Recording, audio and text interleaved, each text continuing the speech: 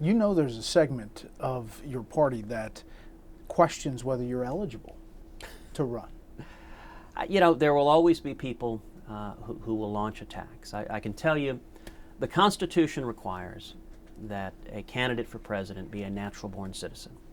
Under federal law, the child of a U.S. citizen born abroad is a citizen by birth. My mother was born in Wilmington, Delaware, has been a citizen by birth her whole life. Under federal law, when I was born in Canada, the instant I was born, I was a U.S. citizen. I've never breathed a breath of air when I was not a U.S. citizen. I've never been naturalized. And as a legal matter, this question's quite straightforward. It's actually come up multiple times. John McCain was born in Panama, but his parents were U.S. citizens, so he was a citizen by birth. George Romney, Mitt's dad, who also ran for president, was born in Mexico when his parents were Mormon missionaries.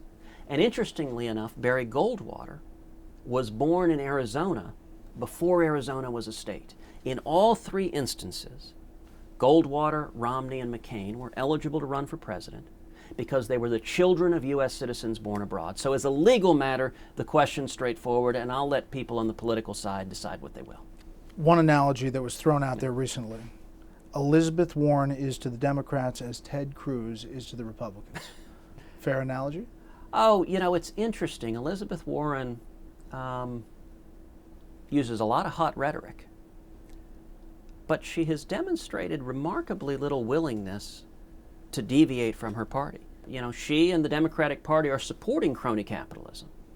And so, look, I think at the end of the day, each of us should be judged by what we stand for, what we fight for, and what we accomplish.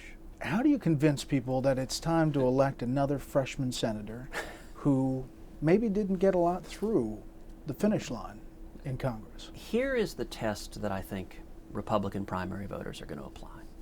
They're going to look to all of the candidates and ask, who has been standing up and leading? If you say you oppose Obamacare, when have you stood up and fought against it? If you say you oppose executive amnesty, when have you stood up and fought against it? If you say you oppose Common Core, when have you stood up and fought against it? If you say you support the First Amendment, free speech rights, religious liberty, when have you stood up and defended it? The Second Amendment, when have you stood up and defended the right to keep and bear arms? If you say you support life or marriage, or if you say you support Israel, when have you stood and led? If you say you oppose Iran getting nuclear weapons, when have you stood and led? And I think that's the test primary voters are going to apply, is who is actually in the arena, standing and leading on the great challenges of the day. Reaching out to minorities. Mm-hmm. The Republican Party, does it have a problem? Oh, yeah, of course. Look, Republicans often have a difficult time communicating generally. It can be painful sometimes. I think our policies are by and large right, and yet we do a lousy job explaining them. I'll tell you, one of the things I was most proud of in 2012 when I was running for Senate was that I received 40% of the Hispanic vote in Texas at the exact same time that Mitt Romney was getting clobbered, getting 27% of the Hispanic vote nationwide. And the reason was simple. We actually did a fair amount of polling of Hispanic voters in Texas to understand specifically why they were voting the way they are. Hillary Clinton and her emails. Mm-hmm. What do you make of this? Well, look, what she has publicly stated appears on its face to be contrary to federal law, and it may even have violated criminal statutes. It seems to me it needs to be investigated, and there needs to be a fair and impartial inquiry into whether her conduct complied with federal law. Do you think it factors into her future politically? Oh, it reminds everyone of all the things that transpired during the Clinton administration. And it is, there's an interesting intersection with the other big Clinton scandal that we just discovered, which is the Clinton Foundation and the millions of dollars the foundation received from foreign nations. And it does raise a question that I think more than a few people are going to ask, which is how many of those emails concerned donations to the foundation and what was discussed in them. And I think that's a relevant question to ask. Iran. You were one of 47 senators to sign this letter Yep. to Iran. It's gotten a lot of attention. The New York Daily News calls you all traitors. Your reaction to that and the focus on it? It's a very interesting thing. The Obama White House does not want to discuss the substance of this terrible deal they're negotiating with Iran. So when Prime Minister Netanyahu came to speak to Congress, the focus was all on protocol and all on these perceived slights. And now the focus is all on a letter. It is amazing for the leader of the free world to be so obsessed with one speech and one letter. And listen, it's part and parcel of the pattern of trying to use smoke and mirrors to distract from the underlying fact that this deal is dangerous. What do you do about the 10 million plus illegal aliens who are here in the country? Look, immigration is an issue that I'm both optimistic and pessimistic on. I am optimistic in the long term. In the long term, outside of Washington, there is considerable bipartisan agreement on immigration.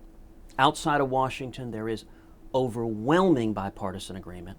We've got to secure the borders and solve the problem of illegal immigration. There is also considerable bipartisan agreement outside of Washington that we need to improve and streamline legal immigration, that we need to remain a nation that doesn't just welcome but that celebrates legal immigrants. As you know, I'm the son of an immigrant who 58 years ago fled Cuba and came to America seeking freedom. If we want to pass common sense immigration reform, if we want to actually craft a bill that can make its way through Congress, the way to do so is focus on the areas of bipartisan agreement. If you look to the numbers and the data, if you compare 2004, the last race Republicans won nationally, to 2008 and 12, by far the biggest difference are the millions of conservatives who showed up in 04, who stayed home in 08, and even more stayed home in 12. And I think the central question in 2016 is how do we bring back the millions of conservatives, the millions of evangelical Christians and Reagan Democrats, blue-collar Catholics up and down the Rust Belt? How do we bring those conservatives back? And I think it is critical in the primary that we look to a candidate who can energize, who can mobilize, who can bring the conservatives back to the polls. Because if we don't, if we run another candidate in the mold of a Bob Dole or a John McCain or a Mitt Romney, all of whom are good, honorable men who love their country, but what they did didn't work. If we do it again, the same voters who stayed home in 08 and 12 will stay home in 16, and Hillary Clinton becomes the next president. Is your wife Heidi, your family, are they into this? Absolutely. Heidi is beautiful, she's brilliant, she's an amazing businesswoman, she's a fantastic mom. She is the daughter and granddaughter of missionaries, and she's my best friend.